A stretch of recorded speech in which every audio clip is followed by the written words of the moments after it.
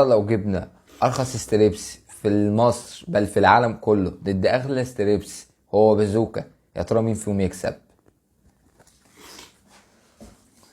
خش يا حوت.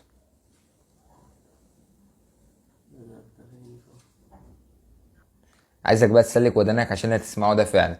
معانا 3 قطع ستريبس مع رز ب 40 جنيه.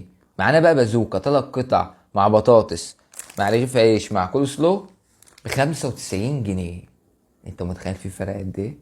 هنا بقى بالنسبه للاحجام، فوائد الاحجام نعتبر ان هي يعني ايه، مش عايزين نقول ان ده اكبر شويه لان ده اكبر وارفع شويه، فنقول ال3 احجام زي بعض. معاك هنا ده ال3 احجام دول، معاك هنا ال3 دول برضك، ناخدهم كده في ايدينا عشان خاطر ايه، مش هنعرف نظبط. 95 و40 جنيه. ندوق كده ايه، خلينا بازوكا لان احنا جربنا ده قبل كده ونقول بسم الله.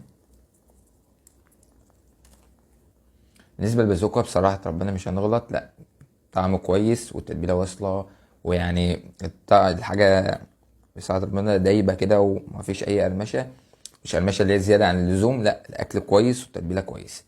فده كان بالنسبه للبازوكا. ناخد بقى ايه، تاكو، ارخص فرايدي تشيكن لحد دلوقتي في طنطا، وده برضو التتبيله بتاعته كويسه. بس في نقطه هنا، في سنه قرمشه كده حلوه هنا، يعني القرمشه مش باينه قوي. تمام. بالنسبه بقى لايه، بالنسبه للزيت فهو يعتبر الاتنين يعني الزيت بتاعهم مش يعني، يعتبروا الزيت بتاعهم زي بعض. تمام. كنت عايز اقول ايه تاني، ندوق بقى الرز. شوفوا الرز البسمتي اللي جاي معاهم ده، بسم الله. بصراحه الرز ولا كلمه، يعني الرز عجبني قوي مفيهوش ولا كلمه. وفي هنا بقى قدام الرز في الكول سلو، بسم الله. وبالنسبه للكول سلو بصراحه ربنا اول مره الكول سلو من عند بازوكا ويعجبني قوي كده، كل حاجه فيه فريش، تحس ان هو لسه معمول قبل ما يطلع.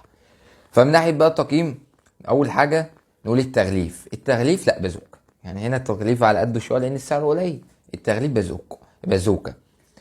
بالنسبه لل عاوز نشرب، بالنسبه للرز فهو قدامه الكول سلو بسم الله طعمه حلو. بالنسبه للفراخ بازوكا احسن شويه، مش هقول لا ده احلى من بازوكا، لا بازوكا احسن شويه طبعا في الطعم.